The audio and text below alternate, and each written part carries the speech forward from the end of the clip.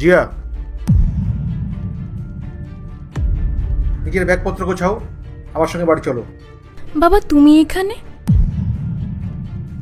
হ্যাঁ, আমি তোকে নিতে এসেছি।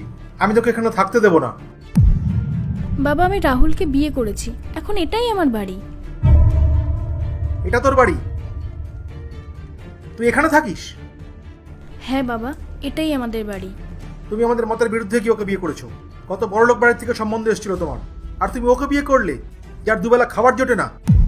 নেই যখন ইনকাম করে নেব, দুজন মিলে ইনকাম করব আর সংসার চালাবো।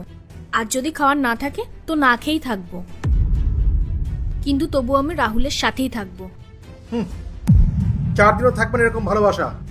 যখন তোর খাওয়া পড়া হবে না তখন তোর হোশ আসবে। আমি বললাম তো বাবা, আমি না খেয়েই থাকবো। আমি ঠান্ডায় কষ্ট পাবো, গরমে কষ্ট পাবো, তবু আমি রাহুলের সাথেই থাকবো। কি জাদু করছো তুমি আমার মেয়ের উপরে? তুমি টাকা পয়সার জন্য করছো তো? কত টাকা চাই তোমার? নাও, বসিয়ে নাও।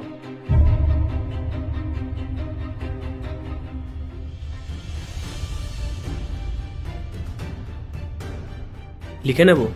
হ্যাঁ, লিখে নাও।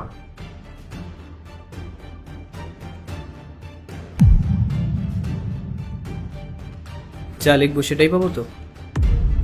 কথা দিলাম তো, যা লিখবে তাই পাবে।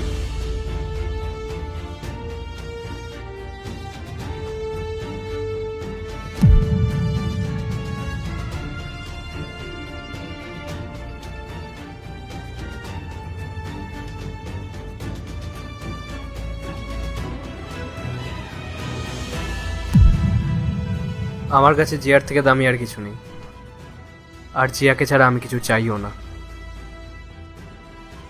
আপনি আমাকে বলেছিলেন আমি এখানে যেটা লিখবো সেটাই পাবো, আর আমি শুনেছি আপনি আপনার কথার খেলাপ করেন না। জিয়া, পস্তাবি তুই।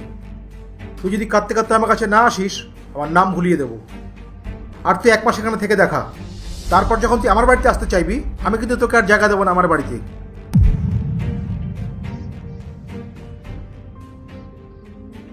আমি না খুব ভয় পেয়ে গেছিলাম তুমি যখন ওই চেক বুকটাই লিখছিলে। আমার উপর বিশ্বাস নেই তোমার? বিশ্বাস করি তো, তাই জন্যই তো সবকিছু ছেড়ে দিয়ে তোমার কাছে এসেছি।